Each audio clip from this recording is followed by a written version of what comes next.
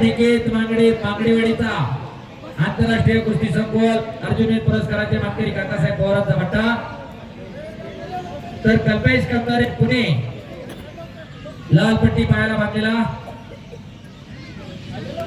एक उदयमुख मल्ला अशी कुस्ती लागलेली इकडं 2 गुणांची कमाई अनिकेत मांगडेंची।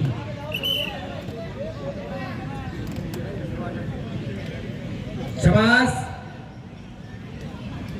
हो पुन्हा 2 गुणांची कमाई पुन्हा 2